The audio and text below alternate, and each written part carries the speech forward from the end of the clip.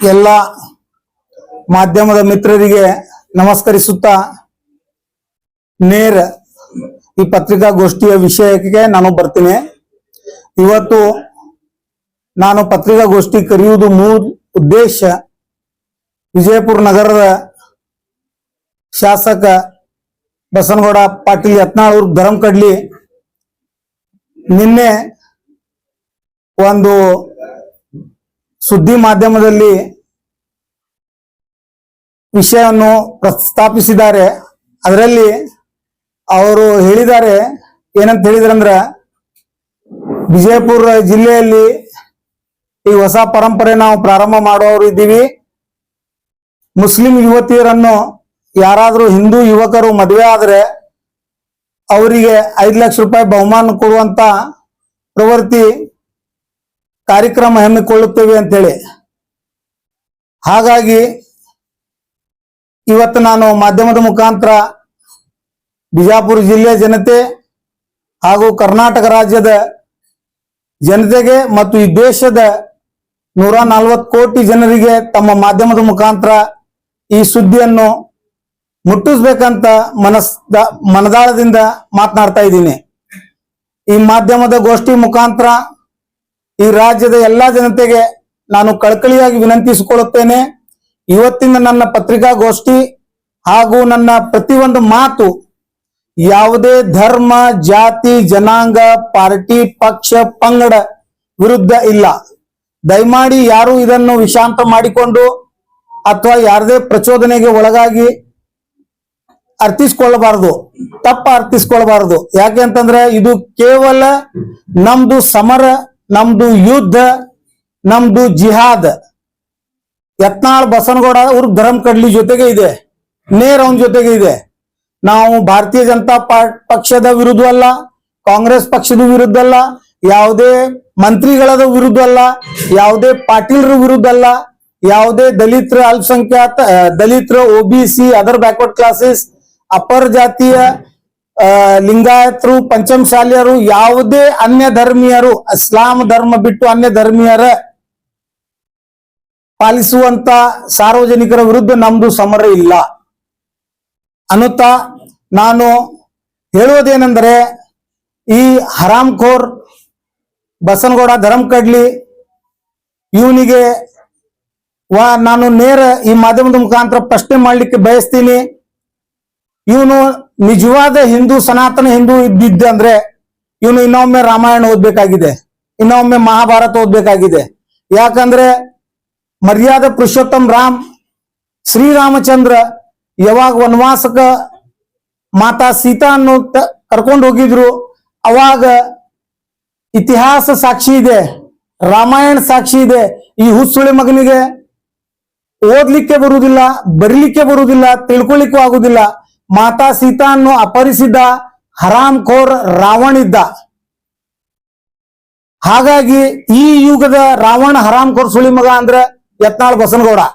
ಯಾಕಂತಂದ್ರೆ ಅವಾಗ ಮಾತಾ ಸೀತಾ ಅನ್ನು ಅಪಹರಿಸಿ ಶ್ರೀಲಂಕಾಗೆ ಒಯ್ದಿದ್ದು ರಾವಣ. ಇವಾಗ ಮುಸ್ಲಿಂ ಯುವತಿಯರನ್ನು ಅಪಹರಿಸಿ ಮದುವೆ ಆಗಲಿಕ್ಕೆ, ಬಲವಂತವಾಗಿ ಮದುವೆ ಆಗಲಿಕ್ಕೆ ಪ್ರಚೋದನೆ ನೀಡ್ತಾ ಇರೋದು ರಾವಣ, ಈ ಹರಾಮ್ಖೋರ್ ಸುಳಿ ಮಗ ಬಸನಗೌಡ ಪಾಟೀಲ್ ಯತ್ನಾಳ್.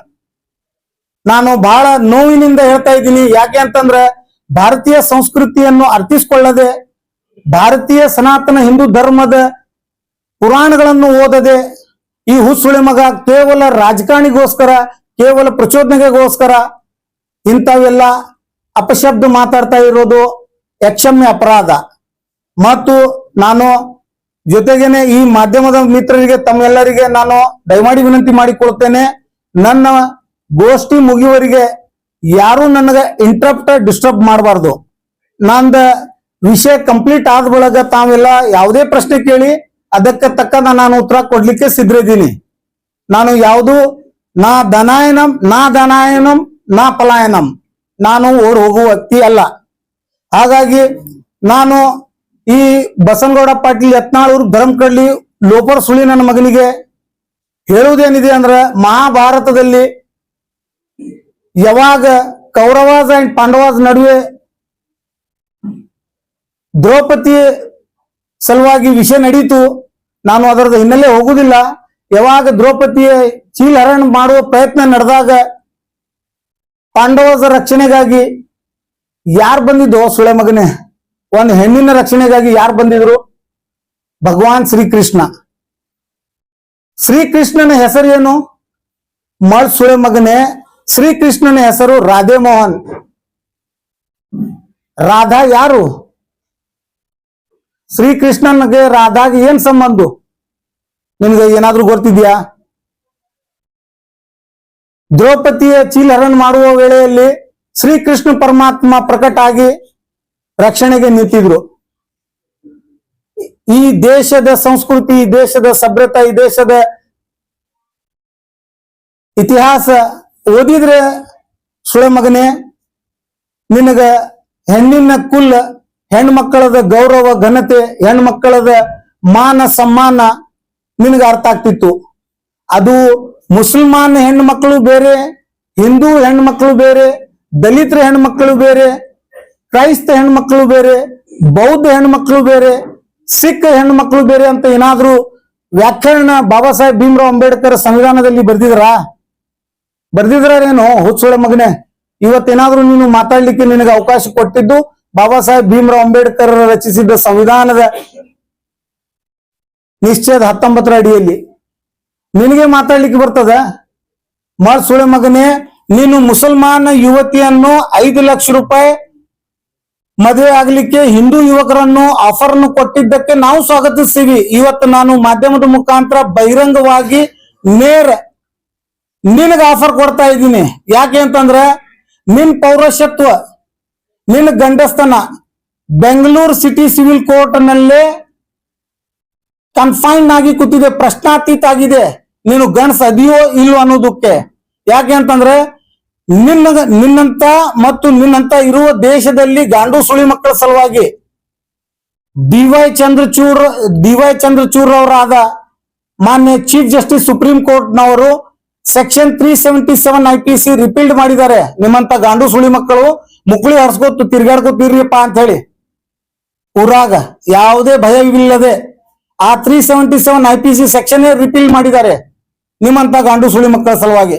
ಈಗ ನೀ ಗಾಂಡು ಇದೆ ಅನ್ನೋದು ಸಾಬೀತ್ ಆಗಿದೆ. ಯಾಕೆ ಆಗಿದೆ ಅಂತಂದ್ರೆ ನೀನೇ ಬೆಂಗಳೂರು ಸಿಟಿ ಸಿವಿಲ್ ಕೋರ್ಟ್ ನಲ್ಲೇ ದಾವೆ ಹೂಡಿದಿ, ಸ್ಟೇ ತಂದಿದ್ದಿ, ನನ್ನ ಪ್ರೈವೇಟ್ ವಿಡಿಯೋಸ್ಗಳನ್ನು, ಚಿತ್ರಗಳನ್ನು ಪ್ರಸಾರ ಮಾಡಬಾರದು ಅಂತೇಳಿ.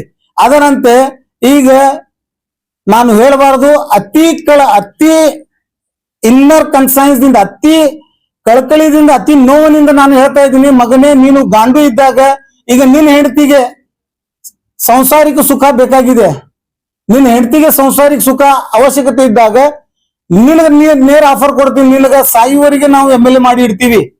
ನೀನು ನಿನ್ನ ಹೆಂಡತಿಗೆ ಯಾವ್ದಾರ ಮುಸಲ್ಮಾನ್ ಜೊತೆಗೆ ತಾಳಿ ಕಟ್ಟಸ್. ನಾವು ನಿನಗ ಖಾಯಂ ಇಡೀ ಬಿಜಾಪುರ ಮುಸಲ್ಮಾನರ ಪರವಾಗಿ ನಾನು ಹೇಳ್ತಾ ಇದ್ದೀನಿ, ಇಡೀ ಬಿಜಾಪುರ ಮುಸಲ್ಮಾನರು ಎಂದೂ ನಿನ್ನ ವಿರುದ್ಧ ಇಲೆಕ್ಷನ್ ನಿಂದಿರುವುದಿಲ್ಲ. ನೀನು ಸಾಯುವವರೆಗೆ ನೀನು ರಾಜಕೀಯಗೋಸ್ಕರನೇ ಹೆಣ್ಮಕ್ಳನ್ನು ಬೀದಿಗೆ ತಂದು ಮಾತಾಡ್ತಾ ಇದ್ದೀಯ, ಅವೇಳನಕಾರಿಯನ್ನಾಗಿ ಮಾತಾಡ್ತಾ ಇದ್ದಿ. ಹಾಗಾಗಿ ನಿನ್ನ ರಾಜಕೀಯ ಯಶಸ್ವಿಗೊಳಿಸ್ತೀವಿ. ನೀನು ಸಾಯುವವರೆಗೆ ನಿನಗೆ ಶಾಸಕದ ಸ್ಥಾನದಲ್ಲಿಂದ ಕಿತ್ತು ಒಗೆಯಂಗಿಲ್ಲ. ನಿನ್ನ ವಿರುದ್ಧ ಯಾವ ಮುಸಲ್ಮಾನ ಇಲೆಕ್ಷನ್ಗೆ ನಿಂದಿರುವುದಿಲ್ಲ. ನಿನ್ನ ಹೆಂಡತಿದ ಮದುವೆ ಯಾವ್ದಾರ ಒಂದು ಮುಸಲ್ಮಾನ್ ಜೊತೆಗೆ ಮಾಡು, ನೇರ ನಾವು ನೀನ್ ಏನ್ ಹೇಳ್ತೀವಿ ಅದನ್ನ ಕೊಡಾಕ್ ರೆಡಿ ಇದೀವಿ. ಒಂದನೇದು. ಎರಡನೇದು, ಹುಚ್ಚುಳಿ ಮಗನೇ, ನಿನಗೆ 2 ಗಂಡು ಮಕ್ಕಳದಾರ. ಅವ್ರಿಗೆ ಒಂದ್ ಮಗನಿಗೆ ಮೊನ್ನೆ ಒಂದು ಎಂಗೇಜ್ಮೆಂಟ್ ಮಾಡಿದ್ದೀನಿ ನಿನ್ ಸೊಸಿಗೆ ಯಾವ್ದಾರ ಮುಸಲ್ಮಾನ ಜೊತೆಗೆ ಮದುವೆ ಮಾಡಿಸ್.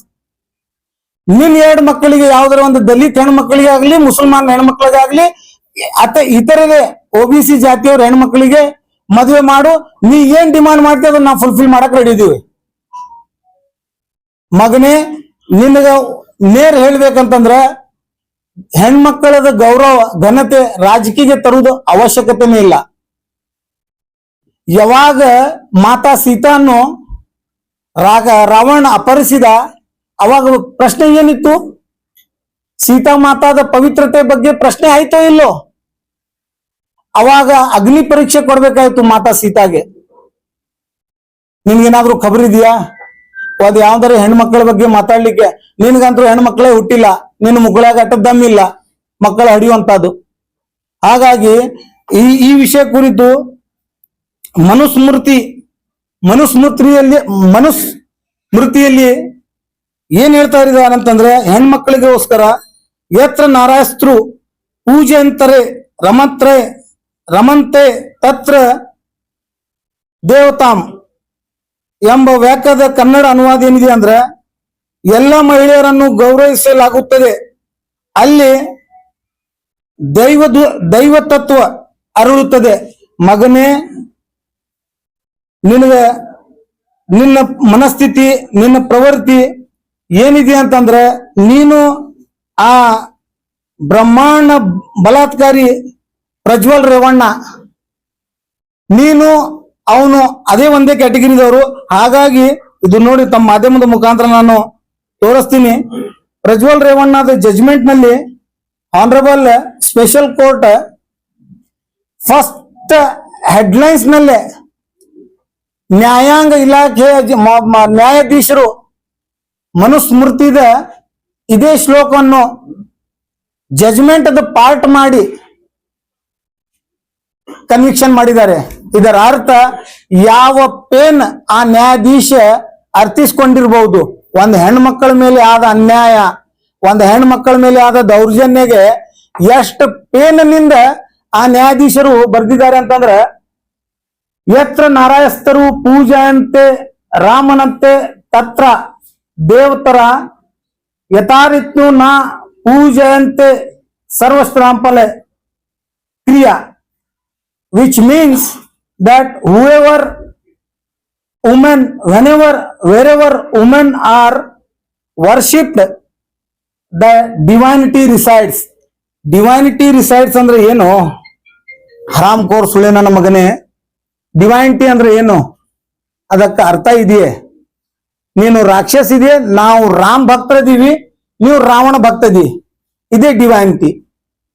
ಈ ದೇಶದ ಸಂಸ್ಕೃತಿ ಸಭ್ಯತಾ ಏನಿದೆ ಅಂತಂದ್ರೆ, ಗಂಗಾ ಜಮನಿ ತಹಜೀಬ್ ಏನಿದೆ ಅಂದ್ರೆ, ಹೆಣ್ಮಕ್ಕಳಿಗೆ ನಾವು ಗೌರವ ಕೊಡಬೇಕು.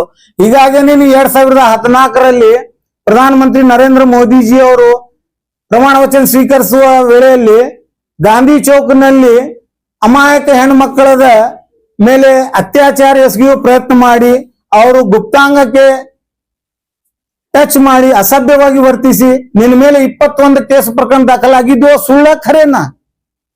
ನಿನ್ನ ಪ್ರವೃತ್ತಿನೇ ಹೆಣ್ಮಕ್ಕಳ ಜೊತೆಗೆ ಅಸಭ್ಯ ವರ್ತಿಸುವುದಿದೆ. ಮತ್ತೆ ನಿನ್ನ ಕೈಲಿ ಆಗುದು ಏನೂ ಇಲ್ಲ, ಮುಕ್ಕಳಾಗಟ್ಟ ದಮನು ಇಲ್ಲ, ನಿಂದ ಗಂಡಸ್ತನೂ ಇಲ್ಲ ನಿನ್ಗ. ಗಾಂಧಿ ಚೌಕ್ನ್ಯಾಗ ಆ ವೇಳೆಯಲ್ಲಿ 21 ಪ್ರಕರಣ ದಾಖಲಾಗಿದ್ದು 353, 354 ಅಟೆಂಪ್ಟ್ ಟು ರೇಪ್. ನೀನೇ ರಾಜಾರೋಷವಾಗಿ ಎಷ್ಟೋ ಭಾಷಣದಲ್ಲಿ ಹೇಳಿದಿ ನನ್ನ ಮ್ಯಾಗಿಟ್ಟಾಗ. ಆ ವೇಳೆಯಲ್ಲಿ ಬೆಂಗಳೂರು ಕೋರ್ಟ್ ನಲ್ಲಿ ಯಾಕೆ ಮುಸಲ್ಮಾನರ ಫಿರ್ಯಾದಿದ ಹೆಣ್ಮಗಳದ ಕೈ ಕಾಲು ಹಿಡಿದು ಅಪ್ಸೆಟ್ ಆಗಿ ಹೋಸ್ಟೈಲ್ ಮಾಡ್ಕೊಂಡು ಕೇಸ್ ಅಕ್ವಿಟಲ್ ಮಾಡ್ಕೊಂಡು ಮಗನೇ ಕಾಂಟೆಸ್ಟ್ ಮಾಡ್ಬೇಕಾಗಿದ್ದು ನಿನ್ ಮುಗಳಾಗ ಅಟ್ಟೆ ದಮ್ಮಿತ್ತಂತಂದ್ರ ಮೆರಿಟ್ ಮ್ಯಾಗ ಅಲ್ಲೇ ಕಾಂಪ್ರಮೈಸ್ ಆಗಿದ್ದಿ ಮುಸ್ಲಿಂ ಜೊತೆಗೆ. ಇಲ್ಲೇ ಮುಸ್ಲಿಂ ಹೆಣ್ಮಕ್ಳದಾಗ ಓಟ್ ಪಡ್ಕೊಂಡು ಮೇರ್ ಮಾಡ್ಕೊಂಡಿದಿ. ನಾ ಕಾರ್ಪೊರೇಷನ್ ವಿಷಯಕ್ಕೆ ನಾನು ಹೋಗುದಿಲ್ಲ, ನಂದ ನೇರ ವಿಷಯ ಒಂದಿದೆ. ನಿನ್ನಗ ಏನಾದ್ರೂ ದಮ್ಮ ತಾಕತ್ತಿದ್ರ ರಾಜಕಾರಣ ಮಾಡು, ನಮ್ದು ಏನು ಅಭ್ಯಂತರ ಇಲ್ಲ. ಹೆಣ್ಮಕ್ಕಳ ವಿಷಯಕ್ಕೆ ಬಂದ್ರ, ಹೆಣ್ಮಕ್ಳು ನಿಮ್ ಮನ್ಯಾಗನು ಅಷ್ಟೇ, ನಮ್ ಮನ್ಯಾಗನು ಅಷ್ಟೇ, ದಲಿತರ ಮನ್ಯಾಗನು ಅಷ್ಟೇ, ಮೇಲ್ಜಾತಿಯವ್ರ ಮನ್ಯಾಗನು ಅಷ್ಟೇ. ಬಿಜಾಪುರ್ನ್ಯಾಗ ಇನ್ನೂ 5-6 ಗೌಡ್ರು ಅದಾರ. ಹುಸುಳಿ ಮಗನೇ, ಯಾವ ಒಬ್ಬ ಗೌಡ್ನು, ಯಾವ ಒಬ್ಬ ಪಾಟೀಲ್ ಈ ತರ ನಿನ್ನಂತ ಚಿಲ್ರೆ ಮಾತಾಡೋದು ಯಾರಿಗೂ ಗೊತ್ತಿಲ್ಲ.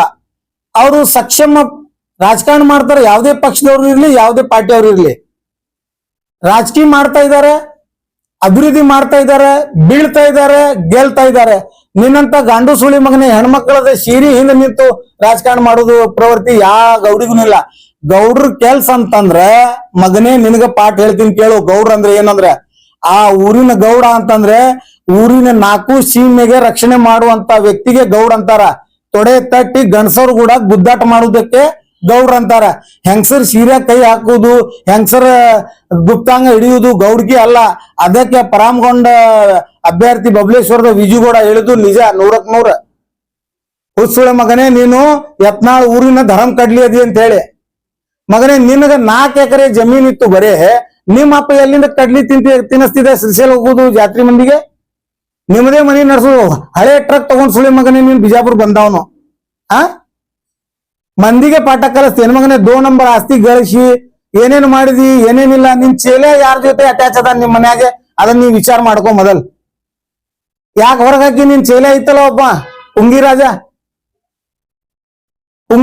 ಯಾಕೆ ಬಿಟ್ಟಿ ಈಗ ಒಳಗಿನ ಕಿಚನ್ ರೂಮ್ ಬೆಡ್ರೂಮ್ ಹಾಲ್ ಮೆಜರ್ಮೆಂಟ್ ತಗೊಂಡಿದ್ದಕ್ಕೆ ಬಿಡಿಸಿ ಇಲ್ಲ ಅದನ್ನ ಸಾರ್ವಜನಿಕ ಮಾಡಲ್ಲ. ನಿನ್ನ ಮುಕ್ಕಳ್ಯಾಗ ಅಟ್ಟೆ ದಮ್ ಇತ್ತಂದ್ರ ಆ ನಿನ್ ಜೊತೆಗಿದ್ದು ಪುಂಗಿ ರಾಜ ಎಲ್ಲದನೀಗ ಹೊತ್ತೊಂಡ್ರೆ ಪುಂಗಿ ಬಾರಿಸ್ತಿದಲ್ಲ ಆ ಎಲ್ಯ ಕಲ್ಯ ಟಲ್ಯ ಪಲ್ಯ ಎಲ್ಲಾರ ಮನೆ ಒಳಗೆ ಯಾಕೆ ಕರ್ಕೊಳಕತ್ತಿಲ್ಲಪ್ಪ ನೀನು? ಇವೆಲ್ಲ ನಾವು ಹೇಳ್ಬೇಕಾ? ಮಾಧ್ಯಮದ ಮುಖಾಂತರ ಹೇಳ್ಬೇಕಾ? ನಮಗೇ ನೋವು ಆಗ್ತಾ ಇದೆ. ಆ ಪಾಪ ನಿನ್ನ ಮನ್ಯಾಗ ಆ ನಿನ್ನ ಮದುವೆ ಆದ ಹೆಣ್ಮಕ್ಳಿಗೆ ನಾವು ನಮ್ಮ ಅಕ್ಕ ತಂಗಿ ಸಹೋದರಿ ಅಂತ ನಮ್ಮ ತಾಯಿ ಸಮಾನ ನೋಡ್ತೀವಿ. ಆದ್ರೆ ಆ ತಾಯಿಗೂ ನಾನು ಈ ಮಾಧ್ಯಮದ ಮುಖಾಂತರ ಕ್ಷಮೆ ಕೇಳ್ತೀನಿ. ಇಂತ ನೀ ಸುಳಿ ಮಗನಿಗೆ ಮದುವೆ ಆದಿಯವ ನೀನು, ನಾವು ನಿನ್ನ ತಮ್ಮಾರೇ ತಿಳ್ಕೊ ಅಣ್ಣಾರೇ ತಿಳ್ಕೊ, ನಾನ್ ನಿಮ್ಮ ಮರ್ಯಾದೆ ಹಾಳು ಮಾಡಬಾರ್ದಂತ ನಮ್ದು ಉದ್ದೇಶ ಇದೆ. ಆದ್ರೆ ಅನಿವಾರ್ಯ ಇದೆ ನಮ್ಮ ಹೆಣ್ಮಕ್ಳದ ರಕ್ಷಣೆಗಾಗಿ. ಇತ್ತೀಚೆಗೆ ಇನ್ನ 2 ದಿವಸ ಆಗಿಲ್ಲ, ಇಡೀ ರಾಷ್ಟ್ರ ವ್ಯಾಪ್ತಿಯಲ್ಲಿ ರಾಷ್ಟ್ರದಲ್ಲಿ ರಾಖಿ ಅಂತ ರಕ್ಷಾ ಬಂಧನ್ ಅಂತ ಪವಿತ್ರ ಹಬ್ಬ ನಾವು ಆಚರಿಸಿದೀವಿ. ಅಲ್ಲಿ ಎಲ್ಲ ನಮ್ಮ ನಮ್ಮ ಎಲ್ಲ ಸಹೋದರಿಯರು, ಹಿಂದೂ ಸಹೋದರಿಯರು ಆಗ್ಲಿ ಮುಸ್ಲಿಂ ಸಹೋದರಿಯರು ಆಗ್ಲಿ, ತಮ್ಮ ಅಣ್ಣ ತಮ್ಮಂದಿಯರಿಗೆ ಕೈಗೆ ರಾಖಿ ಕಟ್ಟಿ ಅವರಿಂದ ರಕ್ಷಣೆದ ಆರೈಕೆ ಬಯಸ್ಕೊಂಡಿದ್ದಾರೆ. ನಾವು ನಮ್ಮ ಓಣಿಯಲ್ಲಿ ನಮ್ಮ ಹಿಂದೂ ಸಿಸ್ಟರ್ಸ್ ಗಳಿಗೆ ರಾಖಿ ಕಟ್ಕೊಂಡು ಅವರಿಗೆ ನಾವು ರಕ್ಷಣೆ ಕೊಡ್ತೀವಿ, ನಿಮ್ಮ ಪ್ರೊಟೆಕ್ಷನ್ ಕೊಡ್ತೀವಿ. ನಿಮ್ಗ ಯಾವುದೇ ಕಷ್ಟ ಕಾಲದೊಳಗ ನಾವು ನಿಮ್ಗಿಂತ ಮೊದಲು ನಾವು ಭಾಗಿಯಾಗಿ ನಿಮ್ಗ ಎಲ್ಲಾ ತರದ್ದು ನಾವು ರಕ್ಷಣೆ ಕೊಡ್ತೀವಿ ಅಂತ ಹೇಳಿ ನಾವು ಅವರಿಗೆ ದೇವರಿಗೆ ಬೇಡ್ಕೊಂಡು ಅವ್ರಿಗೆ ನಾವು ಭರವಸೆ ಕೊಟ್ಟಿವಿ. ಸುಳೆ ಮಗನೇ, ನಿನಗ ಯಾರೋ ರಾಖಿ ಕಟ್ಟಿಲ್ ಕಾಣ್ತದ. ಆ ಹೆಣ್ಮಕ್ಳಿಗೆ ನಾವು ಏನು ಉತ್ತರ ಕೊಡ್ಬೇಕು? ದನ ಕಾಯೋ ಸುಳಿ ಮಗನೇ, ನಿನಗೆ ಒಂದೇ ಮಾತು ಹೇಳ್ತೀನಿ. ಅಂತ ಪವಿತ್ರ ರಕ್ಷಾ ಬಂಧನದ ದಿವಸಗಳಲ್ಲಿ ಒಬ್ಬ ಮುಸಲ್ಮಾನ್ ಹೆಣ್ಮಕ್ಳಿಗೆ ನೀನು 5 ಲಕ್ಷ ರೂಪಾಯಿ ಕೊಡ್ತೀನಿ, ಮದುವೆ ಓಡಿಸ್ಕೊಂಡು ಮದುವೆ ಮಾಡಿಸ್ಕೊಂಡು ಹೋಗ್ರಿ ಅಂತ ಹೇಳ್ತೀಯ. ನಿನಗ ನಾಚಿಕೆ ಮಾನ ಮರ್ಯಾದೆ ಏನೂ ಇಲ್ಲ.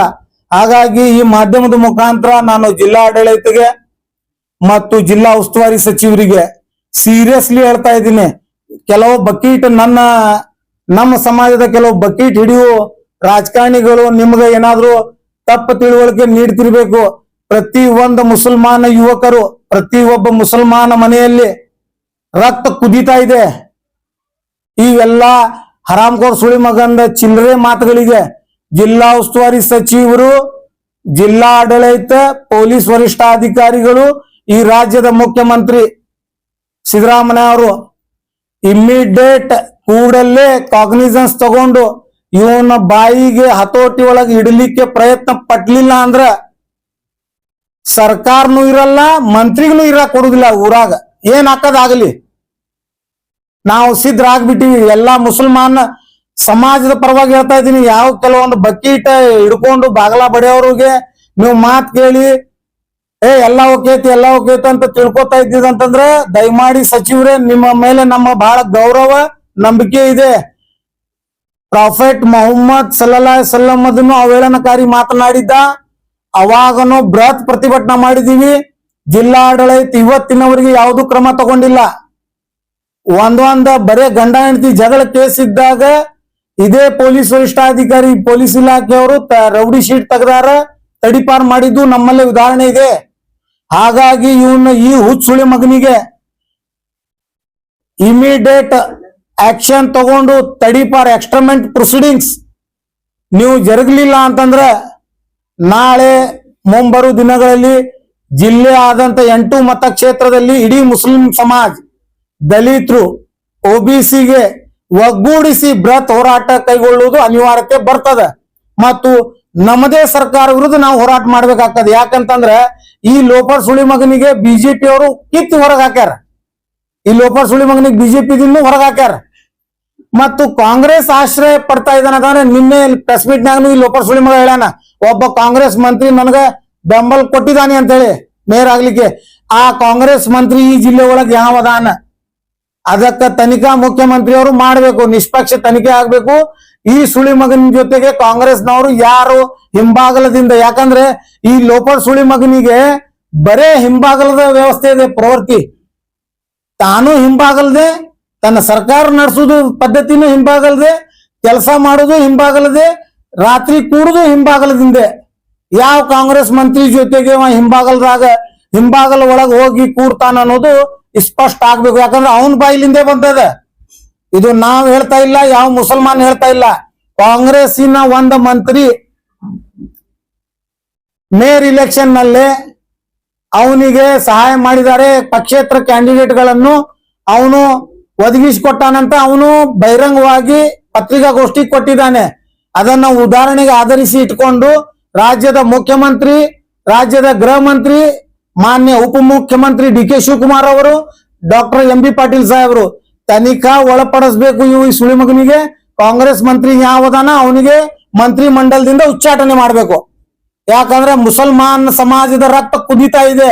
ಒಂದು ಬಿಜಾಪುರ್ನಲ್ಲೇ ಏನಾರೇ ಅನಾಹುತ ಆಗುವಕ್ಕಿಂತ ಮುಂಚೆ ನೇರ ಆಕ್ಷನ್ ತಗೊಳ್ಳಿಲ್ಲ ಅಂತಂದ್ರೆ ಎಲ್ಲಾ ಆಗೋಗುಗಳಿಗೆ ಕಾಂಗ್ರೆಸ್ ಸರ್ಕಾರ, ಜಿಲ್ಲಾ ಉಸ್ತುವಾರಿ ಸಚಿವರೇ ಕಾರಣ ಅಂತ ಹೇಳ್ತಾ ನನ್ನ ಮಾತು ಮುಗಿಸ್ತೀನಿ. ಜೈ ಹಿಂದ್, ಜೈ ಕರ್ನಾಟಕ. लेटेस्ट न्यूज अपडेट्स के लिए YouTube एक्सप्रेस को सब्सक्राइब कीजिए, साथ में बेल आइकॉन को भी क्लिक कीजिए। साथ ही साथ लाइक, शेयर और कमेंट करना ना भूलिए।